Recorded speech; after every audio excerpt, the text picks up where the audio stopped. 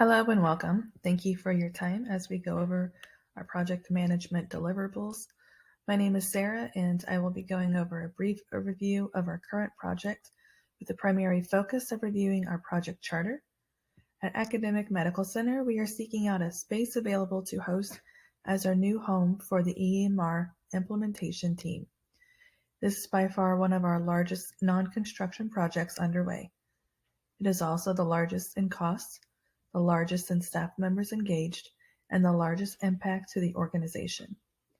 There are approximately 100 full-time members, and the team members are grouped by major healthcare functions, revenue cycle, inpatient clinicals, and outpatient clinicals, each of those groups being further subdivided into smaller projects. In total, there will be 14 separate projects with 14 separate project managers. With this being said, we wanted to be sure that our intentions are direct and informative so that the next 9 months will move along smoothly. We will provide documentation to make sure everyone is on board and kept up to date, including a project charter, a stakeholder register, and a team contract. We will also go over the space proposal for our potential location, our furniture budget, and the other topics of interest. With our project charter, we wanted to formally recognize the existence of our project and provide direction on the project's objectives and management. We acknowledge that we still need stakeholder signatures before moving forward with the project. Our budget reflects the cost of the office space and furniture costs, as well as technology costs. For our project, we would like to initiate the project on January 1st with a completion date of September 30th. If we're able to meet our goals and milestones for the project, our intent is to open the space for the implementation team on October 1st. The project projection provides the following details: a month allocation to find a property, and another month for leasing paperwork. We have dedicated the third month for office design work, and for a span of 6 months, our goal is to focus on renovation work and furniture installation.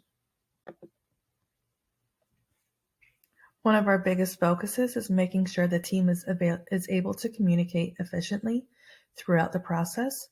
With this being said, we have established for our team to meet regularly to discuss project objectives, project deliverables, and project progress. If any changes need to be made to the project, we will notify all parties involved and make sure the appropriate adjustments are made.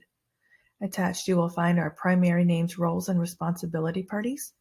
Contact information is provided for your benefit to stay connected amongst everyone. Thank you. Good morning, everyone. My name is Vonnie Lee, and today I will actually be doing 3 slides. Our first slide here is just a small team contract that I thought up, nothing too big. It's just saying that we will participate and work as a team. We will work proactively and help each other out. Everyone will actually participate and have equal participation by all members. We will all be open to new approaches and consider new ideas, and we will support one another as much as we can. My next slide is our stakeholder register, and that includes the name, the position, if they're internal or external member, the project role, and their contact information. So of course we have our key members, which would be Nicole Shepard, Vonnie Lee, which is myself, Sarah Rocky, Charlene Canty, Olivia Brewington, and some other key members, such as our Human Resources Director, our Marketing Director, our Patient Advocate Team, our Legal Counsel, our Systems Analyst, which is one of our external suppliers, our HIM team, nursing staff, and of course our patients, which is also our customers. My next slide here is our stakeholder analysis matrix, which is a continuation of the stakeholder register. It's including the stakeholder name, their contact information, their address, which is just, our business location, so I did not include that in here. How much does the project impact them? Is it a low, medium, or high risk? How much influence do they have over the project? And how important is the project to the stakeholder? So, of course, we have our key players again, which was Nicole Shepard, me, Vonnie Lee, Sarah Rocky, Charlene Canty, and Olivia Brewington. We have our email addresses, whether the impact was high, if the influence was high, and the reasoning why they want this project to succeed. Thank you for your time, and I hope you all have a great day. Hello everyone, this is Nicole Shepard and I'm here to go over the office space requirements for our new EMR team. As you can see in the slide, we have the breakdown of the accommodations needed for the space we're looking for. Everything from the amount of team members that we're going to have to what type of environment we need, the breakdown of the office space in regards to things like the cubicles, upper management areas, break rooms, copiers, things like that. And also we have the breakdown of the expected space that we need to accommodate everyone, which is roughly around 15,000 to 25,000 square feet, along with what the estimated leasing cost should be for a building of that size, along with the expected renovation costs. And in regards to the area that we're looking at, the market area we're looking at within Alachua County, the typical commercial property rates pretty much range from about $10 to $15 per square foot, and the leasing terms range anywhere from a variable rate to a fixed minimum of 5 years. And most all of the properties I found were available immediately. So we found 2 properties of interest, both within the Alachua County area, pretty close to downtown, that fit the size requirements we needed. 16,000 square feet for building A, and then a little bit larger, 31,000 for the building B. After looking at the terms and the rates, it seems like the building A off of 13th Street would be the best fit for our needs due to the negotiable leasing terms. We only are expecting to need this facility for about 3 years, so there's really no point in us having something for 5 years for a 5 to 20-year term. And in addition, the rate was much better for us for a 3-year lease term.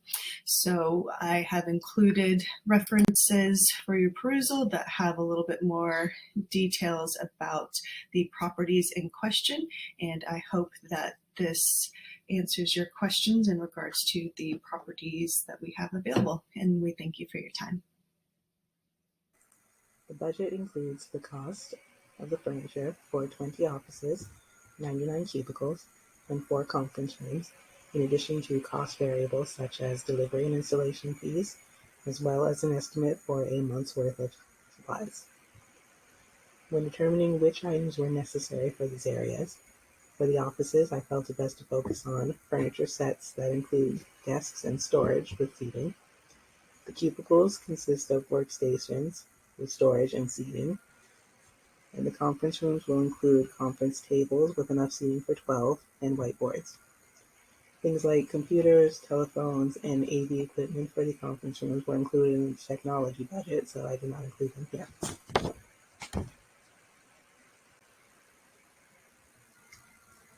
When considering new versus used furniture, I ultimately went with new. While used is more affordable, it can be difficult to find pre-owned furniture in the quantities needed due to limited inventories. It can also be difficult to find replacements if necessary. When considering quality, the cost of furniture needed can range from roughly $150,000 for economy furnishings to $700,000 for high-end furnishings, not including delivery and installation costs. Delivery and installation is about 10% of the cost of the furniture.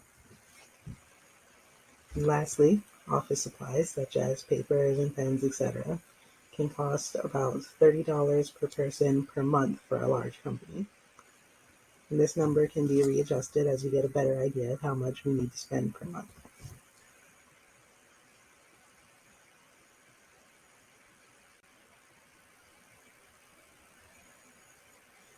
The full spreadsheet with cost breakdowns show that spending for these items will be just under $850,000 for the cost of furniture, delivery and installation, and 1 month of supplies.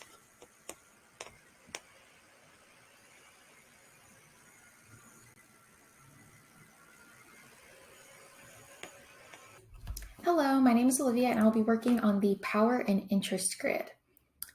So the matrix is used for categorizing stakeholders during a project to allow them to be effectively managed. So essentially it gives everyone involved in the project a ranking of how the project affects them and how they are affected by it.